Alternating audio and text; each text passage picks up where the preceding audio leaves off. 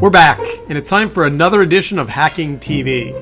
This week, the attempted coup in Turkey plays out in digital video. Can curated content help Vivo and BitTorrent come back? Then we parse an in-depth interview with Apple's Eddie Q. What's straight and what's spin? Plus, BuzzFeed's Jonah Peretti fights back against accusations of plagiarism.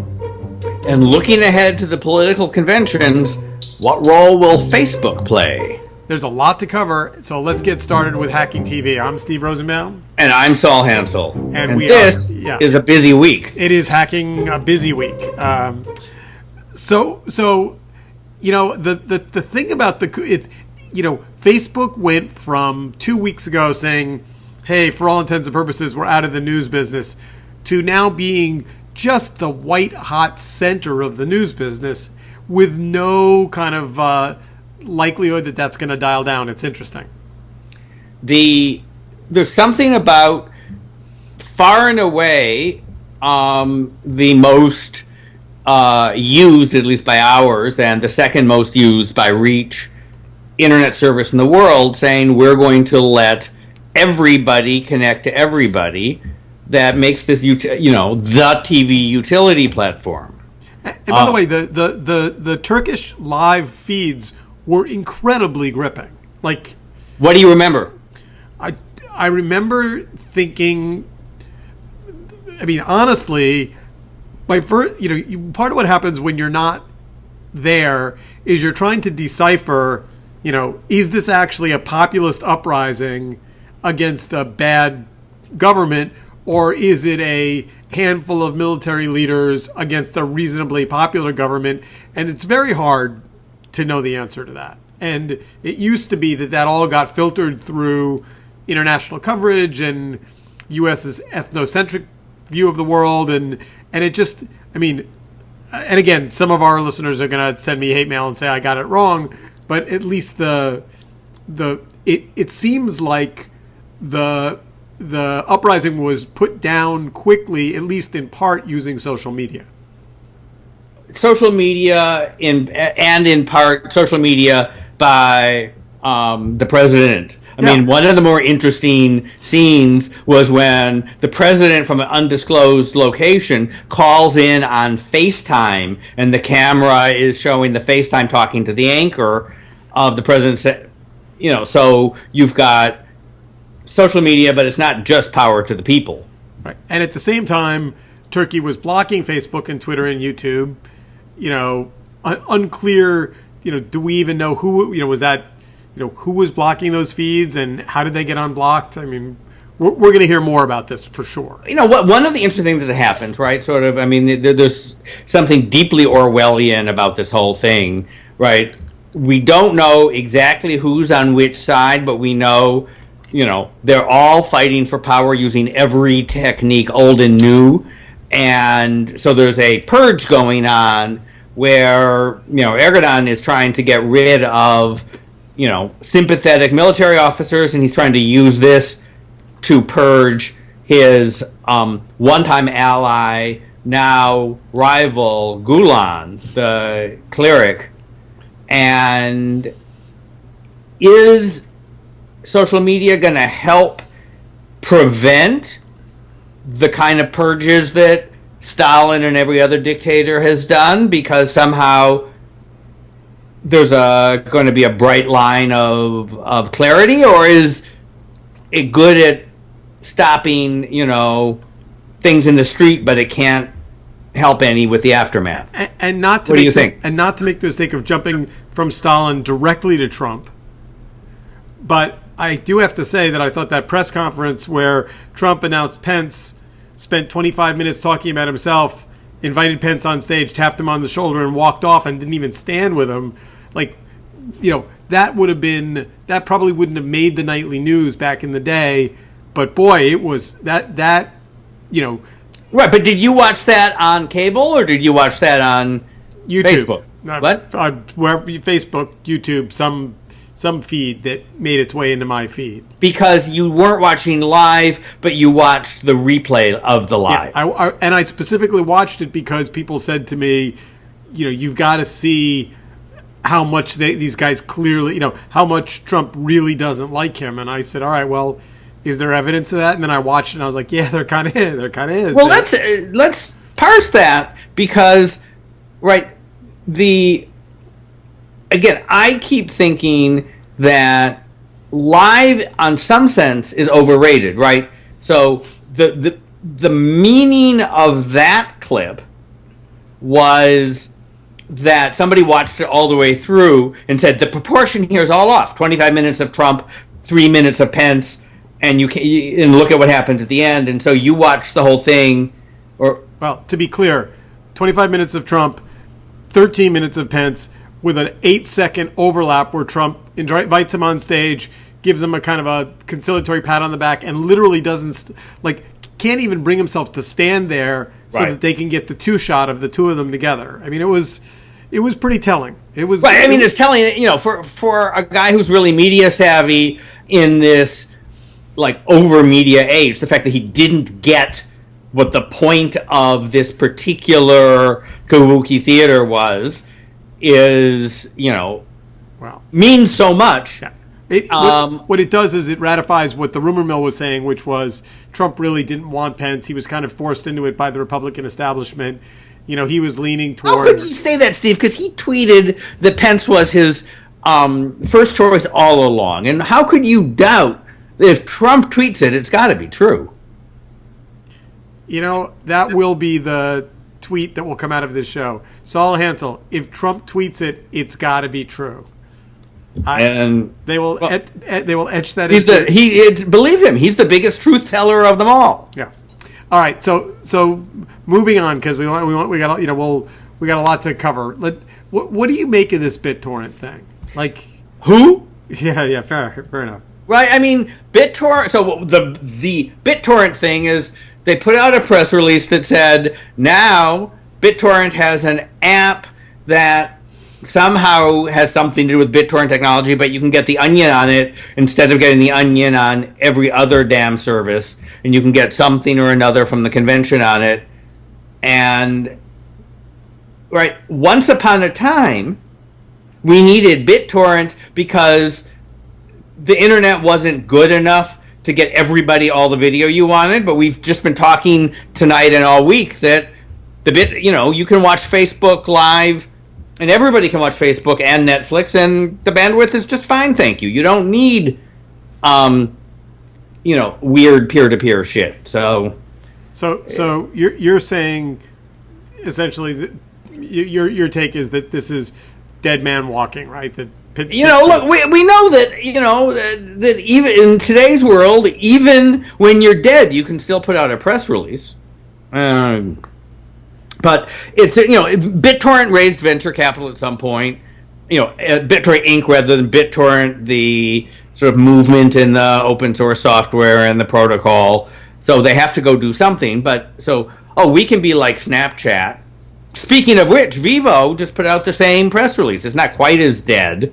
No. So I'm going to push back on that because I don't think Vivo's dead at all. I think very much the opposite. Okay, but they too are saying we're not the thing that we said we were, which is the service owned by music labels that will be the best way to watch videos, and they're doing aggregated stuff from other sources and trying to be more like Snapchat. Okay, but here's why I think equating BitTorrent to Vivo is an unfair comparison. Vivo's ownership owns the rights to a big honking chunk of the music that exists on the web. All they need to do is just, collectively, move the audience from YouTube incrementally over to Vivo by offering exclusives and better UI and if that was going to happen, wouldn't have it happened already? And if that was going to happen, why do we have all these pouty letters? We've talked about this before from music people saying, "Wah wah wah, YouTube is being mean to us." Have you looked at the Vivo app on your phone? The question is not have I looked at the Vivo app. It's how many people have looked at the Vivo app compared to people who watch YouTube. All right, but let's play out the battle for a second. So Vivo takes an artist that they have who's got a new piece of music coming out, and they say to their partners, we would like to have it for 24 hours exclusive on Vivo before it goes to YouTube. So you think that when a big A-list artist is out a day early, that people aren't going to go find? They're going to say, wait for it to come to YouTube? The question isn't, will X number of fans, and X can be millions, go do that, but will they stick with Vivo when, I mean, again, they've been doing this for 5 years at least. No, Huggers hasn't been in there 5 years. No, but that playbook, right, that's always the playbook. And look, if they had balls and they believed that distribution doesn't matter, they would take their stuff off of YouTube. Period, complete, full stop. And they don't. By the way, here's the reason I disagree with you. You could say that about any media company. You could say if Comcast had balls, they would take their cable stuff and move it all to the web. Or if Viacom had balls, they'd take the Daily Show and put it all. The reality is big companies with big cash flow, they don't need to have balls. They just need incrementally to move the needle in their direction. And look, so Huggers has been there a year, by the way. 1 year. Anyway. It's a big world. A lot of people like music. There's a role for them. But if you were going to ask a bunch of music fans, what are the relevant brands? You would get YouTube, you get Spotify, Apple would be in the mix. Vivo would be down. Right? And another way of telling the story that you just said, right? Distribution has power as well as content, and there's a battle. And in the world of the internet, there are fewer exclusives, and I don't know. All right, so it'll be interesting. Let's get to Eddie Q, because I think we can definitely disagree about Eddie Q. We can disagree about anything, it turns out. So Eddie Q did a long interview with Hollywood Reporter, raised a bunch of eyebrows, and I highlighted a couple of quotes I'm going to read, and we're going to try and debate, is this just spin, or is he actually straight? Right? All right, go ahead. Okay, so where am I? So the first question. Will we see an Apple Skinny TV bundle or live TV streaming service? And he says, whether we're providing it or whether someone else does, it doesn't matter to us. Spin or straight? Straight. They're in the platform business, but they sure like to make money. Here's the way I look at it. As long as it's on his platform, he's going to get his VIG either way. Now, but he says that follows that, right, to back it up. What we're trying to do is build a platform that allows anybody to get content to consumers. If Time Warner or DirecTV wants to offer a bundle themselves, they should do it through Apple TV, iPad, and iPhone. We know that that's true, although it's worth... Totally false. Totally false. How so? So if I want to put my content on Amazon, if I got shows from my archive, I want to put them on Amazon, I can do that today. Tell me how I can get that same content on Apple. You build an app, right? You build an app, and you can put your app now for Apple TV and iPad and iPhone. Right, but Discovery, how? They don't promote it. I guess all I'm saying is, I've done an app for Apple. I did an app. And I was very pleased with the result, and I was happy with the audience. But boy, it was hard work. It was... Well, yeah, right. So, but just the fact that you can enter the lottery doesn't mean you're going to win, right? In the cable war, there are a lot of failed cable networks too.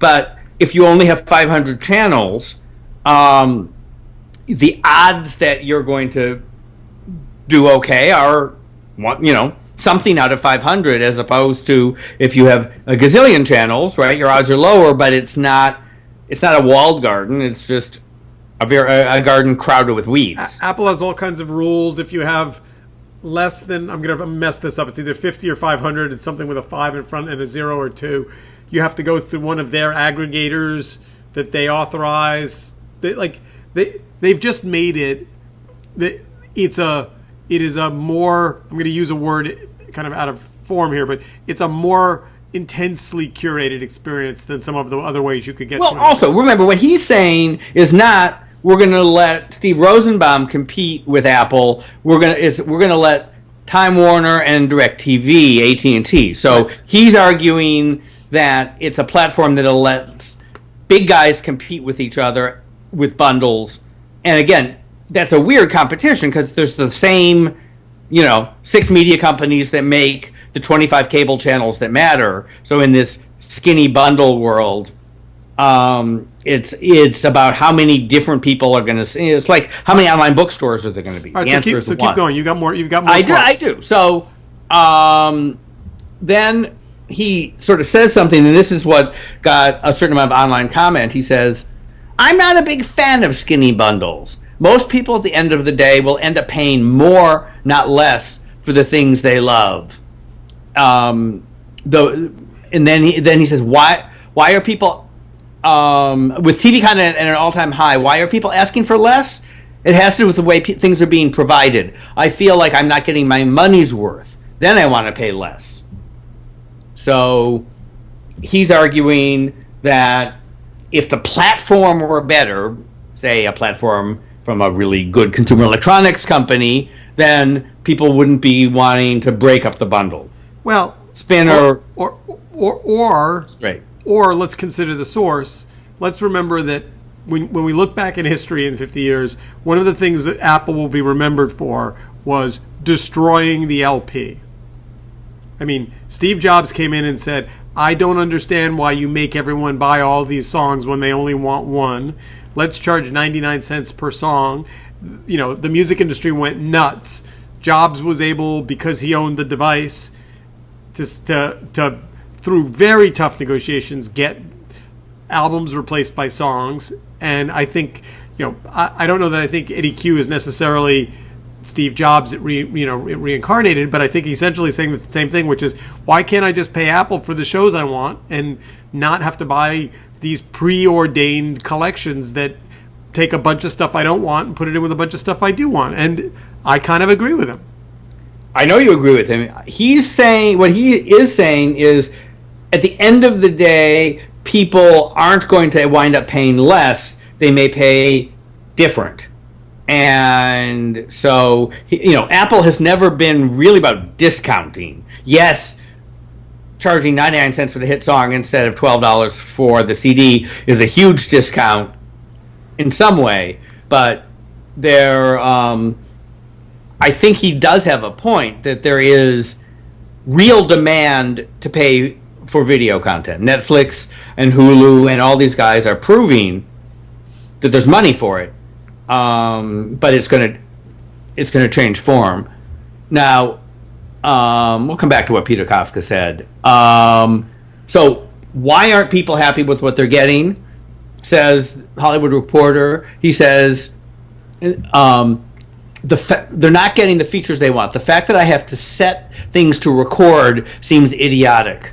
And channel guides. I get home and I want to watch the Duke basketball game. Why do I have to go hunting to find what channel it's on? Why can't I just say, I want to watch Duke basketball? Yay. That's the fact that anybody is talking about recording television in today's world is a sign that people are stuck in a technology that is miserable. On the other hand, he's ducking the real question of that question, which is, so what if I don't know what I want to watch? What if I, say, hey, I liked House of Cards. What else you got? What else you got is not really a search term.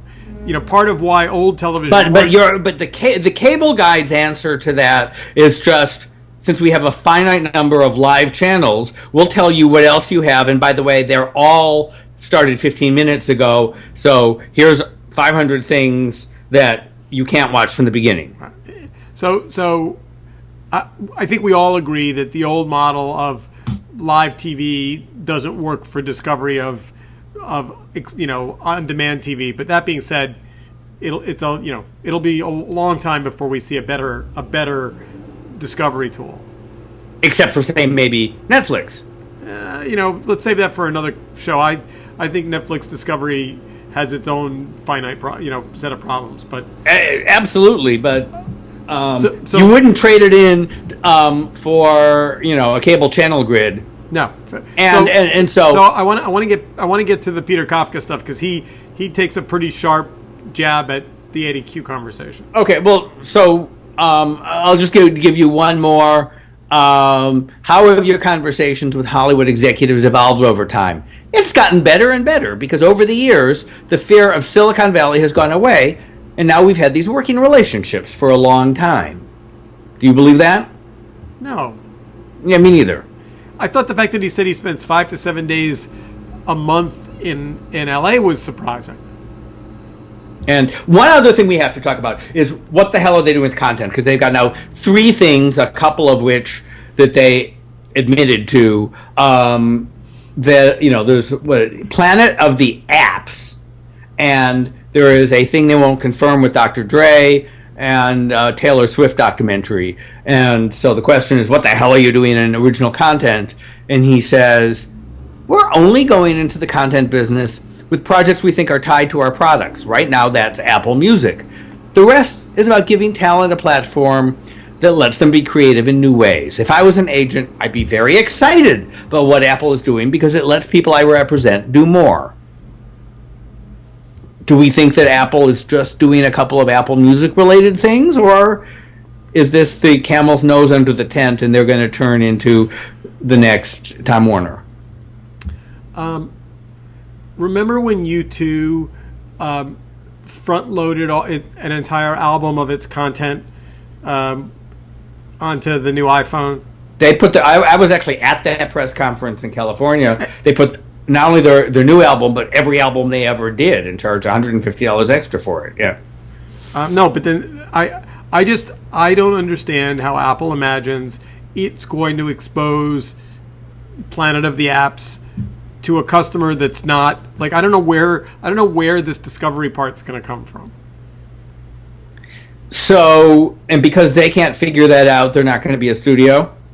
They're going to email me and say, "Hey, Steve, we noticed that you're using Apple TV, so we want to tell you about a new channel that has one show on it." I don't think they've thought through, the mechanism of how things get popular. Well, what's interesting about that is you're saying it almost would be easier if they introduced a whole Netflix or something because they would have so much to talk about that it could be a big deal, whereas if they have a random thing here or there, less so. Yeah, and then if it doesn't succeed, and Netflix has gotten, Netflix got extra special, first mover advantage of being able to, nobody really knows how many people watched the first season of House of Cards. We really don't know. I mean, all of our friends did, so it hit the media elite, politics, Washington Beltway crowd. But I don't know that it was, by any conventional measure, a hit in year one. Do you? Yeah, but remember, for Netflix, they have different economics. We've talked about that a bunch. It was good for their business, whether they got ratings or not, right? For Apple, all I'm saying is Planet of the Apps, would have to have tremendous buzz unless Apple's going to release data, which they're not going to release. But it's just promotion at the scale they're doing it. It's like a rounding error. I mean, think about the Apple Music Festival in London every year, which has its own app. And, I'm not the world's biggest music fan, but they get that in front of me. And because it sort of naturally flows out of iTunes, I don't know what your take is, it feels like, oh, that's sort of cool. They're giving me free concerts with people I've heard of. I know nothing about it. Never heard of it. Okay, they do have. I know what it is, but I mean, I'm right. not an So, iTunes. and if you were a pop music person, you would go look at the schedule and say, "Oh, okay, I'm gonna tune into the Katy Perry or whatever they got." All right, we got to move forward because we don't want to miss the political conventions. We're running out of Yeah, time. we are this year more than ever. We don't want to miss the political conventions. And this year more than ever, we have a choice of network, cable, and Facebook. 21 networks are putting up something on Facebook Live, and Facebook is building a studio in Cleveland and Philadelphia so that people can broadcast live from. Do you think they're going to be an important player this year? Yes. Yes, I do. I think they're going to be a very important player this year. But I don't think it's going to be from their studio. I think it's going to be much more grassroots, ground level, on the convention floor, outside, in the protests. I think the stuff that's going to pop is not going to be the packaged, networky Facebook stuff. I mean, I think you're right. I think that, it depends on what happens, because just like we saw with Trump's press conference, he's such a wild card, and this show is going to be so weird that there's going to be a lot to talk about that's happening on the stage, not on the floor, and that's usually not true. By the way, do you know how many of his family members are going to be speakers? How many family members does he have? He's got 6 of his family members slotted as speakers at the convention. 6. So, which begs the question: how many family members are going to be in the Trump cabinet? Look, the rumor mill was that he wanted Ivanka to be vice president. And worked on House of Kushner Cards. will be Secretary of the Treasury, No, and the whole thing's not funny. So, but 6. I don't understand the hubris it takes to have all of your children on stage. What? Wait, what don't you understand about the hubris of Donald Trump? Yeah, fair enough. So I think social media is going to play a huge role, and I think both sides, or as many sides as there are going to be trying to use social media, Facebook in particular, to make their case. And well, it's going to be everybody else on Facebook versus the Donald on Twitter. Twitter is like his main medium, right? And he single-handedly has saved Twitter from irrelevancy. And so a vote against Donald's is a vote against Twitter. Wow, that's a bumper sticker. Jack Dorsey has got to be the biggest Trump supporter on the planet right now. I just want to know how many Pokemon will be on the floor in Cleveland. Isn't it? It's already a gym, right? It's a gym. All right. Oh, well played, my friend. All right. All right. Last but not least, we got to talk about BuzzFeed for a second. Okay, so a bunch of people said, BuzzFeed, you're stealing our best YouTube ideas, and Jonah Peretti. Yeah, but before Jonah. Right.